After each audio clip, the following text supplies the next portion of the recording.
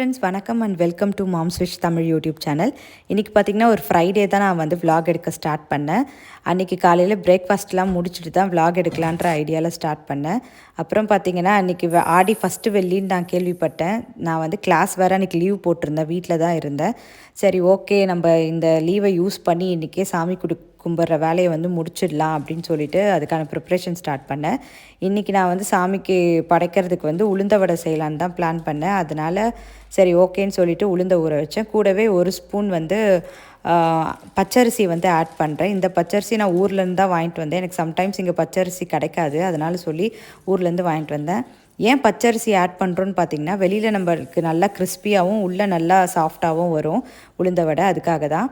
இங்கே ஜெர்மனியில் பார்த்திங்கன்னா நிறைய பேர் டேப் வாட்டரை தான் வந்து குக்கிங்க்கும் குடிக்கிறதுக்கும் யூஸ் பண்ணுவாங்க.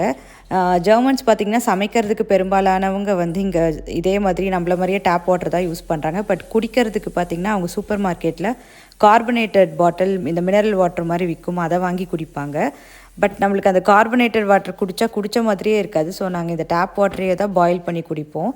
இது வந்து டேப் வாட்டர் க்ளீனான வாட்டர் தான், அதில் எந்த பிரச்சனையும் இல்லை. நிறைய பேர் கொஞ்சம் ஃபில்ட்ரு பண்ணியும் குடிப்பாங்க. ஸோ நான் நல்லா வாஷ் பண்ணிவிட்டு நம்ம அந்த உளுத்தம்பருப்பையும் அந்த பச்சரிசி போட்டு ஊற வச்சதை வந்து ஃப்ரிட்ஜுள்ளே வைக்கிறேன். ஏன்னு பார்த்தீங்கன்னா, என்கிட்ட கிரைண்டர் கிடையாது. நான் ஊர்லேருந்து கிரைண்டர் இன்னும் கொண்டு வரல. மிக்ஸி வச்சு தான் மேனேஜ் பண்ணிகிட்ருக்கேன். நம்ம மிக்ஸி ஜாரில் வந்து வடைக்கு எப்பயுமே மாவு அரைக்கும் போது அந்த ஜார் ரொம்ப சூடாகிடும். அதனால் மாவு பார்த்திங்கன்னா நம்மளுக்கு நல்லா ஃப்ளஃபியாக வரவே வராது. இதுவே நம்ம கிரைண்டரில் வந்து உளுந்த மாவு போட்டு அரைச்சோம்னா நல்லா மாவு வந்து உப்பி வரும்.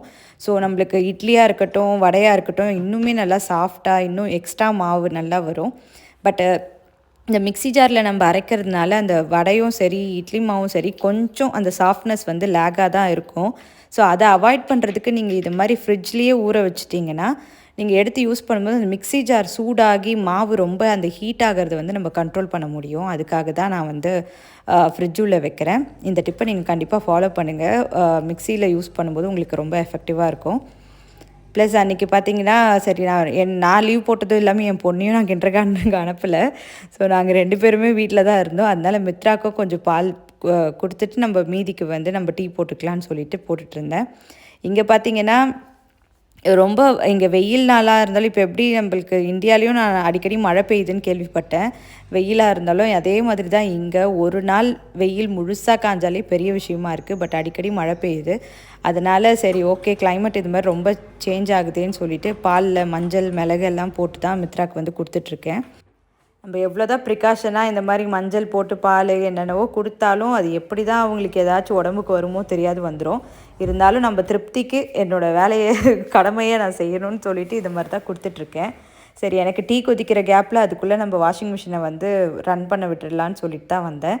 இப்போலாம் நான் முன்னாள் நைட்டே லாண்ட்ரியை வந்து வாஷிங் மிஷினில் வந்து டம்ப் பண்ணிவிடுவேன். காலையில் தூங்கி எழுந்தோடனே நம்ம ரன் பண்ணி விட்டோம்னா நம்ம வெளியில் கிளம்புறதுக்குள்ளவே அது வந்து முடிஞ்சிடும். இன்றைக்கி நான் வீட்டில் தானே இருக்க போகிறேன்னு சொல்லிவிட்டு நான் வந்து பொறுமையாக தான் வாஷிங் மிஷின் போட்டேன். பட் பார்த்திங்கன்னா, முன்னாள் நைட்டே நம்ம டம்ப் பண்ணி வச்சு காலையில் போட்டால் ரொம்ப சுருக்கம் வராதான்னு நீங்கள் யோசிக்காதீங்க. நம்ம ஒரு நாள் முன்னாடியெல்லாம் விட்டோம்னா தான் நல்லா சுருக்கம் வரும். முன்னாள் நைட்டு நம்ம தூங்க போகிறதுக்கு முன்னாடி டம்ப் பண்ணிவிட்டு காலையில் தூங்கி எழுந்தோடனே நம்ம ரன் பண்ணோம்னா அவ்வளோவா துணி சுருக்கம் வர்றதில்லை. நீங்கள் யார் யார் இந்த மாதிரி ஃபாலோ பண்ணுறீங்கன்னு சொல்லுங்கள். பட் உங்களுக்கு சம்டைம்ஸ் டவுட் வரலாம், என்னடா இது கிச்சன்லேயே வாஷிங் மிஷின் இருக்குதுன்னு சொல்லி. எனக்கு அவுட்லெட் கனெக்ஷன் பார்த்திங்கன்னா வாஷிங் மிஷின் வந்து சிங்கோட தான் கனெக்ட் ஆகிருக்கு. அதனால் எனக்கு அங்கே தான் ஸ்பேஸ் இருக்குது. இந்த வீட்டில் கனெக்ஷன் அங்கே இருக்கிறதுனால அங்கே தான் வைக்க முடியும். இங்கே காமனாக நிறைய பேர் வீட்டில் இந்த மாதிரி செட்டப் வந்து இருக்கும். யூஸ்வலாக ஜெர்மனியில் பார்த்திங்கன்னா கீழே பேஸ்மெண்ட்டில் வந்து வாஷிங் மிஷின், ட்ரையர்லாம் வச்சுருப்பாங்க. நான் இதுக்கு முன்னாடி இருந்த பழைய வீட்டில் பார்த்திங்கன்னா பேஸ்மெண்ட்டில் தான் இருக்கும். அது ஏதோ ஒரு பாழடைஞ்ச பேய் பங்களாக்குள்ளே போகிற மாதிரியே எனக்கு பயமாக இருக்கும்.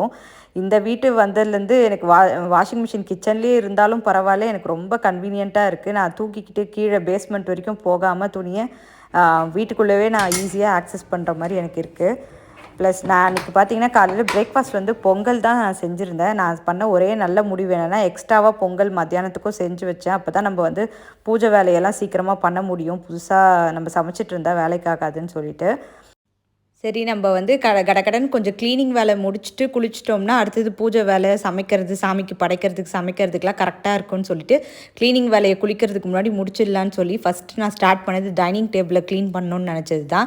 ஏன்னா நம்ம நான் மட்டும் இல்லை, நம்மள நிறைய பேர் டைனிங் டேபிளில் சாப்பிட்றதுக்கு தவிர மற்ற எல்லாத்துக்காகவும் நம்ம யூஸ் பண்ணுவோம். அதே மாதிரி தான் பாதி பொருள் டைனிங் டேபிளில் தான் ஃபஸ்ட்டு வைக்கிற பழக்கம் இருந்திருக்கு. இப்போ கொஞ்சம் கொஞ்சம் அதை மாற்றணும்னு ட்ரை பண்ணிவிட்டு இப்போ இன்றைக்கி பார்த்தீங்கன்னா கம்மி டைனிங் டேபிள் எவ்வளோ பரவாயில்ல, சுமாராக இருக்குது. இன்னும் படு கேவலமாலாம் நான் வச்சுருந்துருக்கேன் டைனிங் டேபிளை. ஸோ அதனால் டைனிங் டேபிள் நான் ஒரு 2 டேஸாக க்ளீனே பண்ணல. அதனால் ரொம்ப டர்ட்டியாக இருந்துச்சு. சரி அதை ஃபஸ்ட்டு முடிச்சிடலாம் அப்படின்னு சொல்லிட்டு அதுக்கு தான் நான் ஸ்டார்ட் பண்ணேன். ஸோ டைனிங் டேபிளில் இருக்கிற டேபிள் மேட் பார்த்திங்கன்னா சூடாக வச்சு கொஞ்சம் கொஞ்சம் லைட்டாக கலர் போயிடுச்சு. பட் இருந்தாலும் நம்ம வீட்டில் தானே இருக்கோம், அது யூஸ் ஆகட்டும், ஒன்றும் டேமேஜ் ஆகலையேன்னு சொல்லிவிட்டு அதையே தான் நான் யூஸ் பண்ணிகிட்ருக்கேன். ஸ்பேராக 2 புதுசாக அப்படியே வச்சுருக்கேன். நம்ம எப்பயுமே அப்பா அம்மாலாம் நம்மளுக்கு அப்படி தானே பழக்கப்படுத்தியிருக்காங்க. புதுசாக 2 ஓப்பன் பண்ணாமே வச்சுருப்போம். யாருன்னா வரும்போது புதுசாக மாற்றி ப்ரெசன்டபுளாக வச்சுப்போம்ல, அதே மெத்தட் தான், டெக்னிக் தான் யூஸ் பண்ணுறேன். நான் புதுசாக 2 யூஸ் பண்ணாமே வச்சுருப்பேன். ஏதாச்சும் ஃபங்க்ஷனோ இல்லை யாரா கெஸ்ட்டெல்லாம் கூப்பிட்றோம்னா அப்போ அதை யூஸ் பண்ணிப்பேன். இது ரொம்ப கிழிஞ்சிருச்சுன்னா அப்போ தூக்கி போடலான்னு சொல்லிவிட்டு நான் அதையே தான் யூஸ் பண்ணிகிட்ருக்கேன். இந்தியாவில் இருக்கும்போது பார்த்திங்கன்னா மோஸ்ட்லி நான் கீழே உட்காந்து தான் சாப்பிட்றத ப்ரிஃபர் பண்ணுவேன். கீழே உட்காந்து தான் சாப்பிட்டும் இருக்கேன். ஈவன் தோ டைனிங் டேபிள் வீட்டில் இருந்தாலும் அது ஒன்லி இந்த மாதிரி பொருள் வைக்கிறதுக்கு இல்லை சாப்பிட்ட பொருளை அந்த இடத்துல வைக்கிறதுக்கு இந்த மாதிரி தான் வந்து யூஸ் பண்ணிகிட்டு இருந்திருக்கேன். இங்கே நான் கல்யாணம் ஆகி பெங்களூரில் நாங்கள் கொஞ்ச நாள் இருந்தோம். அங்கேயுமே வீட்டில் எல்லா பொருளும் இருந்தாலும் டைனிங் டேபிளை மட்டும் வாங்கவே கூடாதுன்னு ஒரு முடிவாக இருந்தோம். கீழே உட்காந்து சாப்பிட்றது தான் ப்ரிஃபர் பண்ணிகிட்டு இருந்தோம். பட் இங்கே ஜெர்மன் வந்ததுக்கப்புறம் பார்த்திங்கன்னா வெயில் நாளில் மட்டும்தான் அப்பப்போ கீழே உட்காந்து சாப்பிடுவோம். உங்களுக்கே தெரியும் வின்டர் சீசனில் ரொம்ப சில்லுன்னு இருக்கும். ஸோ அப்போ வந்து கண்டிப்பாக நாங்கள் டைனிங் டேபிள் தான் ப்ரிஃபர் பண்ணோம். அப்படி ப்ரிஃபர் பண்ண ஆரம்பித்து இப்போ தொடர்ந்து டைனிங் டேபிள் யூஸ் பண்ண ஆரம்பிச்சிட்டோம். இப்போ எனக்கு அடிக்கடி தோணும், நம்ம இந்தியாவில் இருக்கும்போதெல்லாம் என் குழந்தை ரொம்ப சின்ன பொண்ணு, அப்போ நம்ம எப்படி இருக்கோம்லாம் அவங்களுக்கு ஞாபகமே இருக்காது. இங்கே வந்ததுலேருந்து நம்ம டைனிங் டேபிள் யூஸ் பண்ணுறது எதானே பார்க்குறாங்க. அப்போ அவங்களுக்கு அந்த பழக்க வழக்கமே தெரியாதே அப்படின்லாம் நான் சம்டைம்ஸ் யோசிப்பேன். அதனால் நான் சொல்லுவேன் அடிக்கடி வந்து நம்ம சம்மர் சீசனில் வந்து கீழே உட்காந்து சாப்பிடணும், நம்ம இது மாதிரி உட்காந்து சாப்பிட்றது தான் நல்லது, காலை இது மாதிரி சமணங்கால் போட்டு தான் சாப்பிட்ணும் அப்படின்னு அடிக்கடி சொல்லுவேன். பட் அதை வந்து பழக்கத்துக்கே கொண்டு வர முடியல. ஃபைனலி நான் வந்து எல்லா க்ளீனிங் ஒர்க்லாம் முடிச்சுட்டு ஃப்ரெஷ்அப் ஆகிட்டு அன்றைக்கி வந்து வடைக்கு ஊற வச்சுருந்தேங்களே அந்த மாவை வந்து ஃபஸ்ட்டு அரைச்சி நல்லா கையில் நல்லா மிக்ஸ் பண்ணிடுவேன். மிக்ஸ் பண்ணிவிட்டு மறுபடியும் மூடி ஃப்ரிட்ஜுள்ளே வச்சுடுவேன்.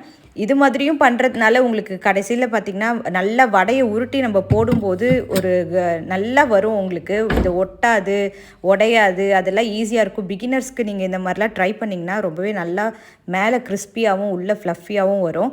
அதனால நீங்கள் இந்த ஃப்ரிட்ஜுள்ள வைக்கிற டிப்ஸ் அண்ட் ட்ரிக்ஸை வந்து ஃபாலோ பண்ணிவிட்டு எப்படி இருக்குன்னு கமெண்ட்டில் சொல்லுங்கள். ஃபைனலாக இன்றைக்கி அவசரமாக இன்றைக்கி 6 o'clock நம்ம கும்பிட்டுணும்னு யோசித்து ஃபைனலாக நாங்கள் வந்து சாமியை கும்பிட்டுட்டோம். இது வந்து நான் லேட்டாக இது ஃபஸ்ட்டு வெள்ளிக்கிழமை தான் நான் சாமி கும்பிட்டேன். பட் இந்த vlog வந்து உங்களுக்கு 1 week லேட்டாக தான் அப்லோட் ஆகும்.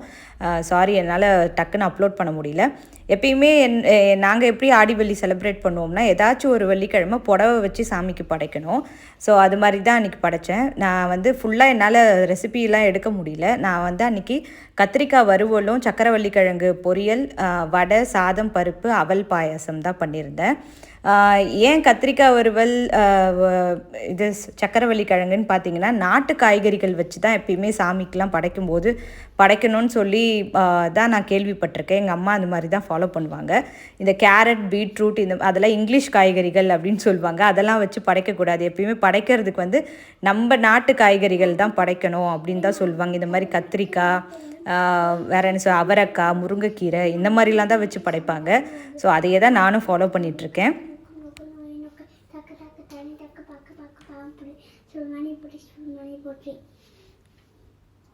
இந்த விளாக் கண்டிப்பாக உங்களுக்கு பிடிச்சிருக்குன்னு நினைக்கிறேன். ஸோ நான் வந்து சின்ன வயசுலேருந்து ஆடி வெள்ளி இந்த மாதிரி தான் கொண்டாடுவோம். இது மாதிரி புடவை எடுத்து வச்சு படைப்போம். ஸோ ஒரு பக்கம் ஒரு மாதிரி கொண்டாடுவாங்க. நீங்களாம் எப்படி ஆடி வெள்ளி கொண்டாடுவீங்கன்னு கமெண்ட் செக்ஷனில் சொல்லுங்கள். இந்த மாதிரி புடவை எடுத்து வைக்கிறது பார்த்திங்கன்னா எங்கள் ஊர் சைட்லாம் இந்த மாதிரி ஆடி மாதம் ஸ்டார்ட் ஆகிடுதுனாலே பயங்கரமாக சேல்லாம் போகும். ஒரு புடவை வாங்கினா ஒரு புடவை ஃப்ரீ, ஆடி ஆஃபர் அப்படின்னு சொல்லி எல்லா கடையிலையும் ஆஃபர்ஸ் வரும். எல்லார் வீட்லேயும் கம்பல்சரி அட்லீஸ்ட் ஒரு புடவையாச்சும் எடுத்துருவாங்க. ஆடி மாத சாரீக்குன்னே தனி ஸ்பெஷல் பேட்டர்ன் ஆஃப் சாரீஸ்லாம் ரிலீஸ் ஆகும். அந்தளவுக்கு இந்த ஆடி மாதம் வந்து புடவை எடுக்கிறது எங்கள் ஊர் பக்கம்லாம் ரொம்ப காமன், நார்மல். கம்பல்சரி எடுப்பாங்க. ஸோ ஒரு பக்கம் ஒரு மாதிரி சில பார்த்திங்கன்னா ஒரு பக்கம்லாம் ஆடி முதல் நாளே தேங்காய் சுடுறாங்க. ஒரு பக்கம் பார்த்திங்கன்னா எங்கள் ஊர்லலாம் கொஞ்சம் பேர் வந்து ஆடி மாதம் வந்து கூழ் ஊற்றுவாங்க. கூழ் ஊற்றிட்டு அதுக்கப்புறம் வீட்டில் வச்சு படைப்பாங்க. இந்த மாதிரி நிறைய பழக்க வழக்கங்கள் இருக்குது. இந்த ஆடி மாதம் ஏன் நம்ம புடவை எடுத்து வச்சு படைக்கிறோம்னா, எனக்கு தெரிஞ்சு ரீசன் வந்து நம்மளோட முன்னோர்களுக்காக இந்த புடவை எடுத்து வச்சு படைக்கிறது அப்படின்னு சொல்லி தான் நான் கேள்விப்பட்டிருக்கேன். பார்த்திங்கன்னா அந்த புடவை எடுத்து வச்சு படைக்கிறோம்ல, இப்போ நான் படைக்கிறேன், என்னோட பொண்ணு, இப்போ என் பொண்ணு குட்டி பொண்ணு, நான் வந்து ஃபார் எக்ஸாம்பிளுக்கு சொல்கிறேன் அர்த்தம். இப்போ என் பொண்ணு வந்து அந்த புடவையை யூஸ் பண்ண விரும்புகிறாங்க அப்படின்னா, நான் வந்து சரி அன்பின் பெயரில் நான் வந்து யூஸ் பண்ணுறதுக்கு கொடுத்துருவேன். ஆனால் அதை அவங்களே எடுத்துக்க வந்து அலோவ் பண்ண மாட்டேன். இன்கேஸ் அவள் இப்போ என்னோட பொண்ணு ஒரு 20 வயசுக்கு மேலே இருக்கா அப்படின்னா, இந்த புடவையை நானே எடுத்துக்கிறேன் அப்படின்னா அது வந்து அலோடு கிடையாதான். ஏன்னா நான் என் வீட்டில் வந்து எங்கள் அம்மா ஏன்னா நல்ல நல்ல புடவை தானே எடுப்பாங்க. ஆடி மாதம் எடுக்கிறேன்னாங்கன்னா எப்படி இருந்தாலும் அதை கட்ட தானே போகிறோன்னு சொல்லிட்டு ஏதோ தானோன்னு ஒரு புடவை எடுக்க மாட்டாங்களே. அவங்களுக்கு ஒரு புடவை கிடைக்கும். அதனால் ஒரு புடவை நல்ல புடவையாக வச்சு இதாக படைப்பாங்க. வருஷம் இப்போது நீங்கள் சும்மாலாம் ஒரு புடவை எடுத்துக்கிறீங்களே, அப்போது நீங்கள் ஒரு வருஷம் வந்து சுடிதார் வச்சு படைங்க, ஒரு வருஷம் குர்த்தீஸ் வச்சு படைங்க. இது மாதிரி நான் கேட்டப்போ தான் எனக்கு இந்த டீட்டெயிலே சொன்னாங்க. இந்த மாதிரி இது முன்னோர்களுக்கான வழிபாடு. முன்னோர்கள் எப்போ சுடிதார் போட்டிருக்காங்க, எப்போ குர்த்தி போட்டிருக்காங்க, அதனால தான் சாரீ தான் வச்சு படைக்கணும் அப்படின்னு சொல்லி சொன்னாங்க. ஸோ இதில் என்னென்னா, இப்போ நம்ம வந்து பிறந்த பொண்ணு அது வந்து டாக்குமெண்ட் வைஸ் கல்யாணம் ஆயிடுச்சுன்னா நம்ம பிறந்த பொண்ணுன்னு தான் பேர். ஆனால் டாக்குமெண்ட் வைஸ் வந்து நம்ம அடுத்த வீட்டு பொண்ணு. அதனால் நம்மளுக்கு சொந்தமாக அந்த புடவையை வந்து கொடுக்க மாட்டாங்களாம். பிகாஸ் இப்போ அது வந்து இந்த வீட்டு முன்னோர்களுக்காக படைச்சது. நீ வந்து இப்போ வந்து ஹஸ்பண்ட் சைடு வீட்டுக்கு போயிட்டீங்கன்னா நீ ஹஸ்பண்டோட முன்னோர்களுக்கு தான் புடவை வச்சு படைக்கிற மாதிரி அர்த்தம். இப்போ நான் வந்து வச்சு படைச்சிருக்கேன்னா என்னோட ஹஸ்பண்ட் சைடு முன்னோர்களை வழிபடுற மாதிரி அர்த்தம். அதுதான் இந்த புடவை வச்சு படைக்கிறதுக்கான அர்த்தம் நான் கேள்விப்பட்டிருக்கேன்.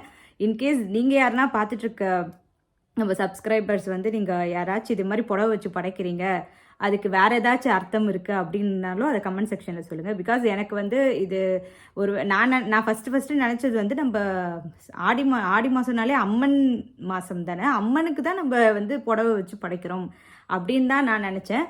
பட் வந்து இது மாதிரியும் சொல்கிறாங்க. அதனால எது வந்து உண்மை, எது வந்து கரெக்ட் அப்படின்றதுலாம் தெரியல. ஏதோ ஒன்றா சாமிக்கு வச்சு படைக்கிறோம். இப்போ முன்னோர்கள் வச்சு படைக்கிறோம்னாலும் முன்னோர்களை தானே தெய்வமாகவும் நம்ம வழிபடுறோம். ஸோ அதுவும் நல்ல ரீசன் தான். சாமிக்கு தான் அந்த புடவைனாலும் நல்ல ரீசன் தான். இல்லை நீங்கள் வேறு எப்படிலாம் ஆடி வெள்ளி வந்து கும்பிட்றீங்க, ஒருத்தருக்கு ஒரு பழக்க வழக்கம் இருக்குது. ஸோ நீங்கள் எப்படிலாம் ஆடி மாதத்தை வந்து செலிப்ரேட் பண்ணுறீங்க, எப்படி வழிபாடு பண்ணுவீங்கன்றதையும் கமெண்ட் செக்ஷனில் சொல்லுங்கள். நான் வந்து ரொம்ப ஒரு கேப் எடுத்து தான் திரும்பி நம்ம சேனலில் வந்து ஷார்ட்ஸாக இருக்கட்டும், வீடியோஸாக இருக்கட்டும் அப்லோட் பண்ணிகிட்ருக்கேன். பட் நீங்கள் வந்து எனக்கு ரொம்ப நல்ல சப்போர்ட் பண்ணுறீங்க. எனக்கு ரொம்ப நன்றி. அது எனக்கு ரொம்ப சந்தோஷமும் கூட. பிகாஸ் நான் எவ்வளோ கேப் எடுத்து நான் வீடியோஸ் போடும்போது மறுபடியும் எல்லாரும் பார்ப்பாங்களா, ஞாபகம் இருக்குமா அப்படின்லாம் யோசித்தேன். பட் நீங்கள் தொடர்ந்து எனக்கு சப்போர்ட் பண்ணிகிட்ருக்கீங்க. நான் கண்டிப்பாக ஃப்யூச்சர்லேயும் நல்ல நல்ல வீடியோஸ் போட ட்ரை பண்ணுறேன். ஸோ இதோட நான் இந்த விலாகை முடிக்கிறேன். இதோட நெக்ஸ்ட் விலாகை சந்திக்கிறேன். அது வரைக்கும் stay healthy and keep smiling. Tata, bye bye.